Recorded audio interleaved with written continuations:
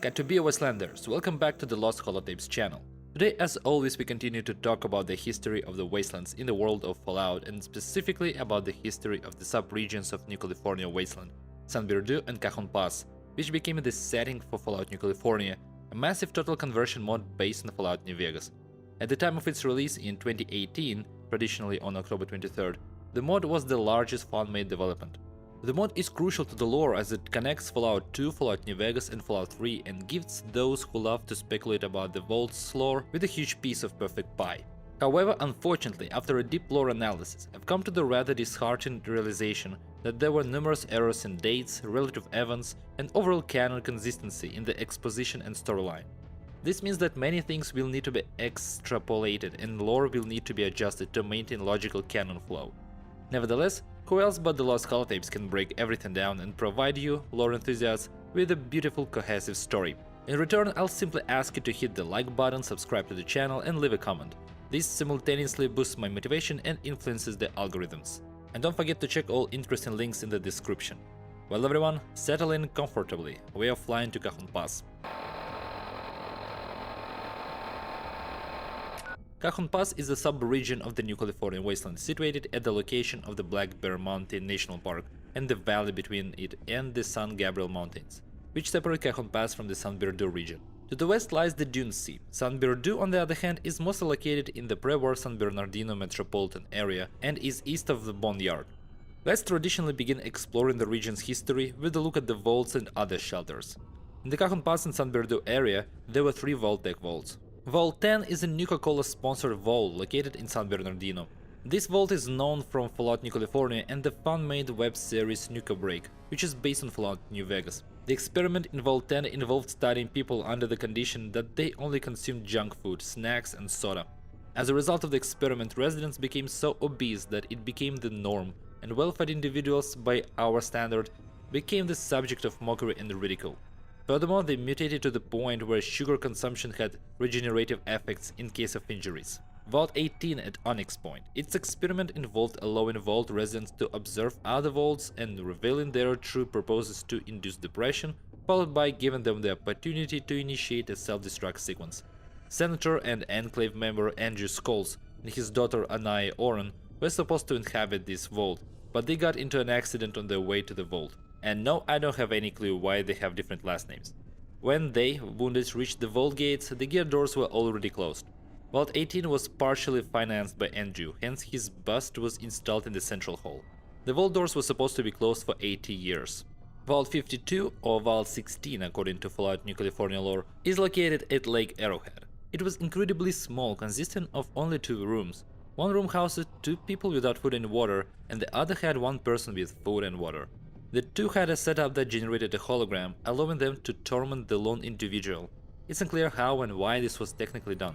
Perhaps they needed to drive him insane, kill him, deprive him of sleep entirely, and then some door would open and these two could get some food and water. According to Fallout New California lore, this vault was numbered 16, but Vault 16 was already used in Fallout 1.5, released 4 years earlier. Meanwhile, Fallout New California acknowledges the existence of the vault in Albuquerque and assigns it the number of 52, and stating profanely that number 16 was assigned by mistake. However, we will assign number 52 to the vault in Cajon Pass. They should have treated others' fan-made content with bigger respect. Fort Dagger Point, located on Bear Mountain, is a military dam/base. Before the War Project Brazil was developed here. As part of a project, a parasite was created using FIV. When implanted into a human body, this parasite could absorb radiation, regenerate the host's tissues, and sustain their life, preventing aging. Anaya Oren, the daughter of Senator Scholes, was infected with this parasite. Perhaps she was dying from a disease or something similar, and the parasite was implanted into her because there was nothing left to lose. During the war, scientists and military personnel sought refuge in Dagger Point for a while. Fallout New California places a significant emphasis on the existence of other projects in the exposition, such as Project America, which is Mariposa, or Project China, associated with Vault 120 in Chicago. But we will skip that part. In the end, this turned out to be a completely insignificant and poorly developed concept. The fictional town of Athens in the region had a uranium mine. When the Great War happened, the workers sought refuge in the mines. This group of survivors later formed their social formation called the Survivalists. This xenophobic, totalitarian and imperialistic faction would attack settlements and travelers, enslaving those captured. In Athens, there was also a shelter in the high school. At that time, there was a blue flu epidemic in the town, and the school was converted into a hospital. When the bombs fell, there were no doctors left in the town. Apparently, they were evacuated, leaving the residents to die. In the school, only the second group of soldiers remained. The Vance family took refuge at Uncle Fig's scrapyard. For generations, they were consuming ghouls, believing it would grant them health, and engaging in incest, self-replicating as the Peacock family did in Sonora. Although this place is not on the West Coast, it is worth mentioning in the context of the history of Fallout New California. Even before the war, the Enclave had its Bunker Bragg, located in Boise, Idaho. The bunker housed a large number of civilians who were ideologically pumped and raised as patriots of America, and the Enclave in particular. Considering that the fictional pre-war city of Union City wasn't affected by the bombing, some people survived the war there, subsequently forming a tribe. When the war happened, Vault 18 overseer Clarence Duvnik left the vault doors open longer than prescribed, allowing military personnel to evacuate, even though according to Vault-Tec's plan, they were supposed to stay outside. Vault-Tec agents who were infiltrated in Vault 18 disliked Clarence's initiative, and they stormed his office the next day, attempting to force-feed him a cyanide capsule. In their view, the presence of the military compromised the experiment. When military personnel led by Officer Clint Dixon burst into the office, one of the agents tried to activate the self-destruct sequence, for which he received a bullet to the head.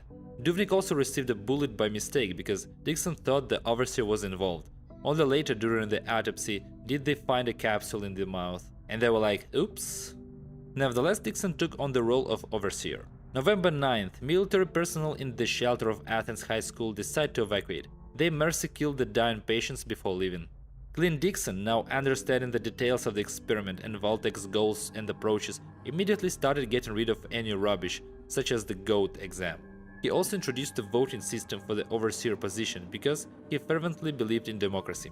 However, the experiment continued since the Vault residents had access to the terminals. Then, on November 25th, to avoid provoking residents into depression by learning the sad fate of the other vaults, Clint ordered the cables transmitting videos from non-control vaults to be cut. Also fairly early on, robot battles were introduced in Vault 18 as entertainment, but due to one unpleasant incident, they were quickly discontinued. People in Vault 52 die of dehydration after inflicted irreparable psychological damage to a person in a solitary chamber. He was supposed to live a long and miserable life full of madness, loneliness and brown walls, but in any case, the vault can be considered perished. Somehow the mutated Anai Oron, influenced by the parasite, ends up in the Enclave station. The parasite's mechanism involved causing its host to mutate, turning into a kind of invincible supermutant. However, in this form, the host became a bloodthirsty and hungry monster, hunting people and animals and devouring them. The protein obtained went into growing a clone inside the host, which was eventually bursting out, and the host was returning to its human state. However, the clone was also gaining immunity to damage. Anai, apparently having killed a bunch of Enclave soldiers, starts producing her own clones. Thus, a female and a male clone are created.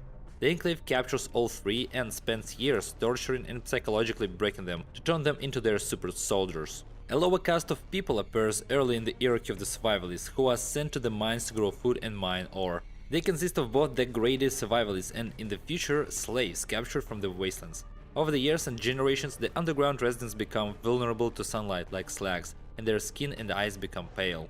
Port Daggerpoint inexplicably perishes. January 4th, Vault 18 residents plan their first surface expedition to explore entrance caves. After all preparations, they arrive at the vault doors and, to their surprise, find that there are no door handles. The door was impossible to open from the inside, at least for now. Disappointed, they cancel the expedition. May 5th, the first Democratic Overseer elections are held in Vault 18. On May 8th, the election results are published. Dixon is re-elected. 2089, Poseidon Station. 11 years have passed since the torture of Anai's clones began. Somehow the female clone escapes from the station, leaving herself a disguise as Anai. Meanwhile, the original and the male clone eventually break and become obedient soldiers of the Enclave. The original is named Chevy Bragg, and her male clone is John Bragg. They are sent to Bunker Bragg, from which they take their surname. August 2090, Dixon is still the Overseer. Apparently one term equaled 6 years, and he has already been elected twice. However, by August 5th of 2099, 6 Overseers have changed in Vault 18. Seems like the 2090s were full of political turbulence. But at least there was a turnover of power. Somewhere around 2907, the Survivalists from Athens capture Union City, enslaving the tribe living there. On December 24th, on Christmas Eve, the doors of Vault 18 open, and an enthusiastic scout team ventures to the surface. However, just 3 days later, on December 27th, they encounter a group of survivalists who massacre the scouts. January the 3rd of 2158, after a week and a half, the sole survivor of the Vault 18 scouts returns. The survivalists ambushed and killed all of the others in the wastelands. Following this, Vault 18 establishes a special unit called the Wasteland Scouts, consisting of outstanding vault dwellers capable of defending themselves in the wasteland, conducting stealth reconnaissance missions, and establishing external contacts. After the Brotherhood of Steel destroys the Master, the super-mutant scientist Mark, with another fragment of the Master's army, heads towards Cajon Pass and discovers Fort Dagger Point, where he settles. For Mark, who worships PIV at a cult level, Project Brazil, laboratory complexes, samples, experimental sites, and data were like a paradise. He decided that he must continue the Master's work. He recreates the Unity faction and takes on no less pretentious name, the Father. He delves into the study of Project Brazil and resumes experiments. Supermutants continue to abduct people in the wastelands and create new supermutants. The Father brought with him a DNA sample of the Vault 13 dweller. For some purposes known only to him, he wanted to recreate his clone as a supermutant. 2180, survivalists begin trading with mafia clans in Reno. In particular, they establish strong relations with the bishops.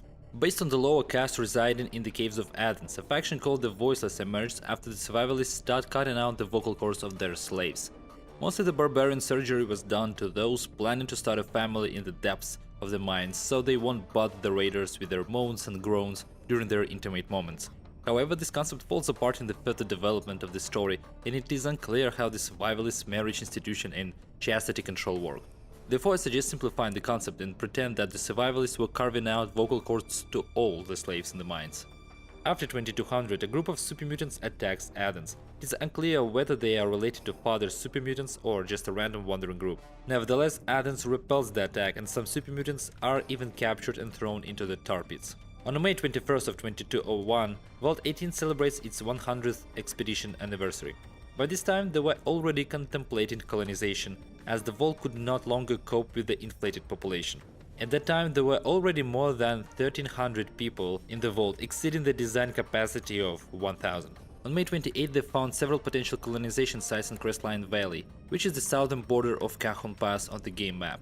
On July 17th, a major earthquake occurs in the region. Don't forget that the region is on the side of San Andreas Fault. Vault dwellers are concerned about Vault 18's structural capabilities. Moreover, they have been making expeditions for quite some time and feel quite comfortable on the surface.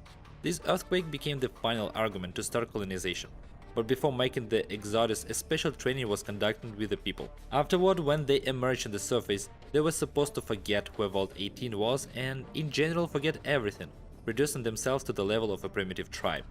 I absolutely do not understand the mechanism of this process, especially for the adult population. The game very weakly attempts to justify this. So it's easier to accept it as a fact that people left the Vault, settled abruptly stupefied, and forgot everything. Wasteland Scouts occasionally visited them. The tribes formed the so-called Exodite conglomerate. One of the biggest problems with Fallout New California is that the lore delivery was so abysmal that, according to various in-game sources, there were either 6, 7, 8 or 9 tribes, each having different location variants. Delving into the detective work on the level of Fallout 76 lore analysis, I concluded that there were 7 tribes, but the locations still remain confusing. However, we will accept the most likely interpretation.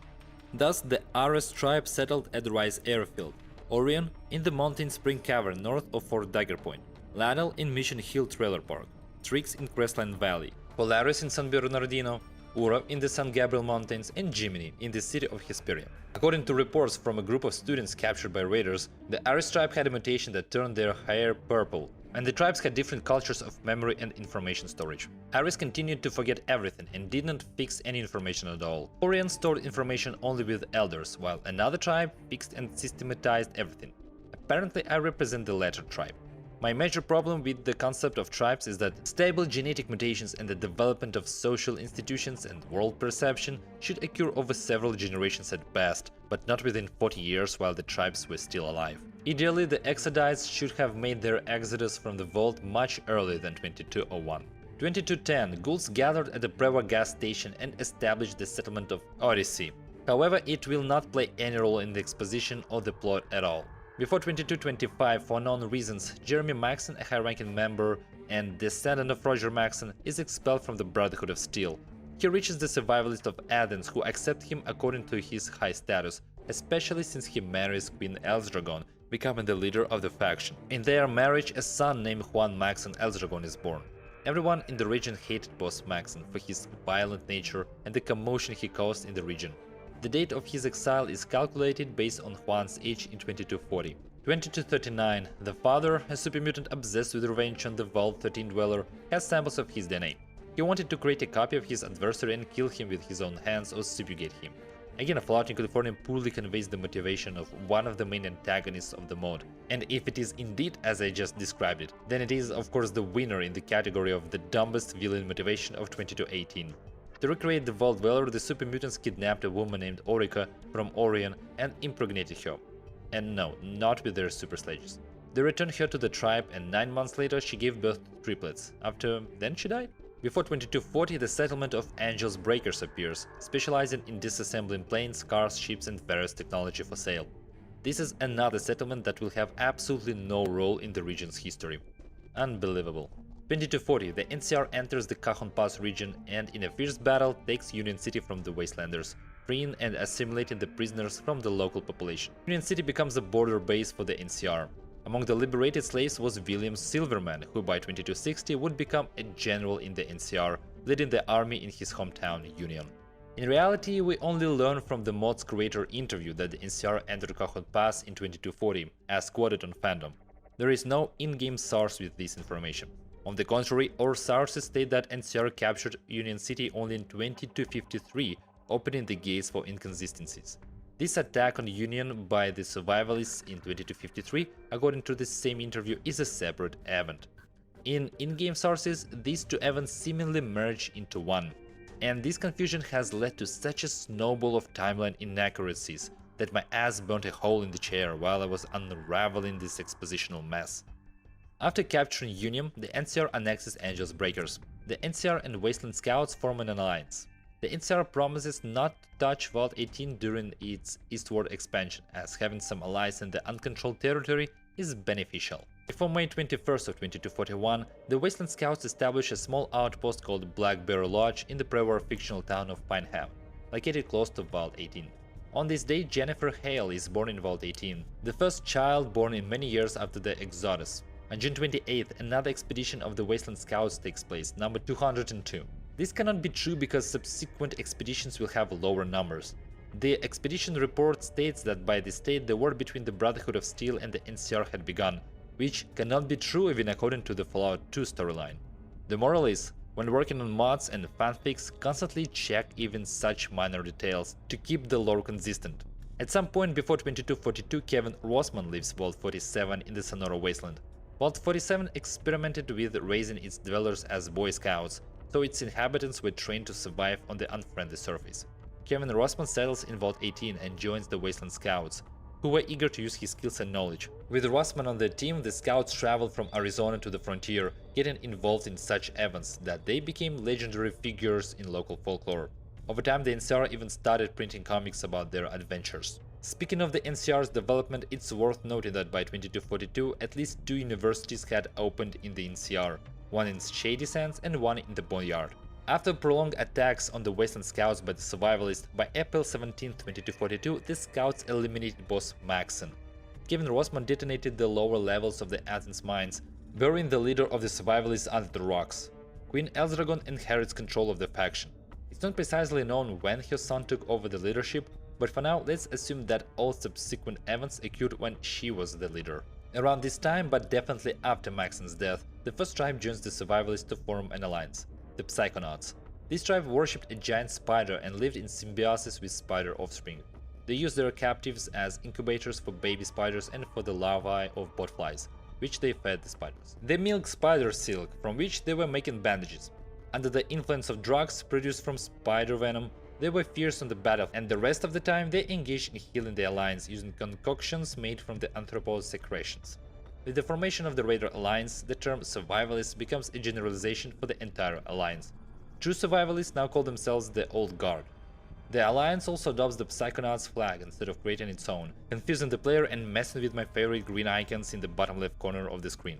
I get it that modern 5e creators sometimes have a tendency to complicate concepts to avoid seeming superficial in their creativity, but there always needs to be a balance so that concepts are not unnecessarily hard to swallow. Otherwise, you won't be able to do a thing without the Lost Holotapes. In retaliation for boss Maxson's death, Queen Eldragon began targeting the weak points of Vault 18, the Exodite tribes. Before April 17th, the Ladel, Ares and Orient tribes were destroyed. Raiders took surviving members of the tribes into slavery in the mines or sold them to supermutants, leaving the children behind to avoid the hassle. Perhaps they took pity on the little ones and couldn't bring themselves to execute them, hoping that someone would miraculously find and save them. And the miracle did happen. On April 17th, the scouts report on expedition number 189. According to it, they routinely checked their colonies and found the first destroyed settlement, Ladel. They were shocked by what they saw, but managed to find a group of children, the oldest of whom, Jamie and Eric Campbell, were only 8 years old. They would become companions of the protagonist in the future.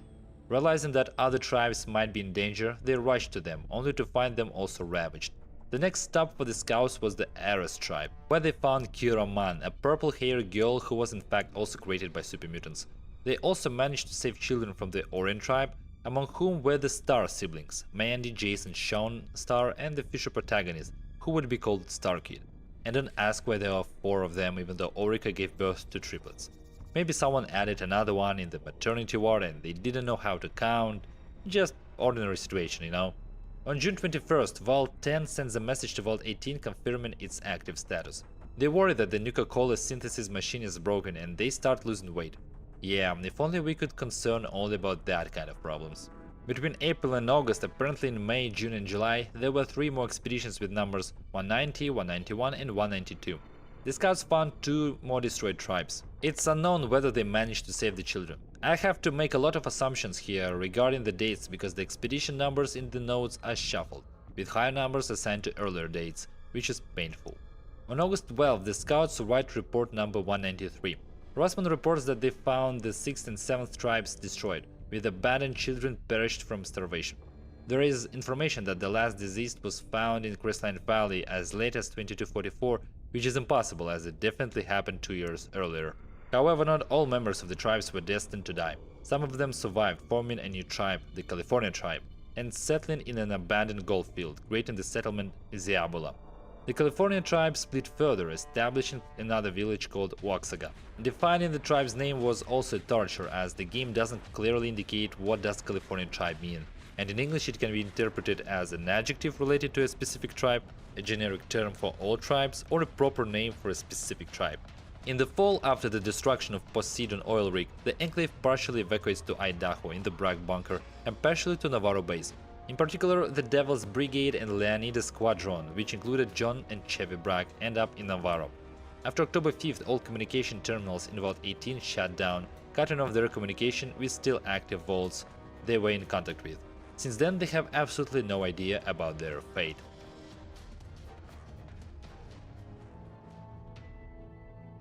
And with that, we'll conclude for today. We have thus aligned ourselves with the chronology of the entire New California and Nevada regions. In the next episode, we will continue discussing the history of the Cajon Pass Wasteland. Don't forget to shoot me with likes, bombard me with subscriptions, mind the comment section. Carry out raids on the links in the description. When creating new tribes, at least keep a record of who they are, how many of them there are, and where they live. And then we will meet them again in the Wastelands Wanderers, end of the holotape.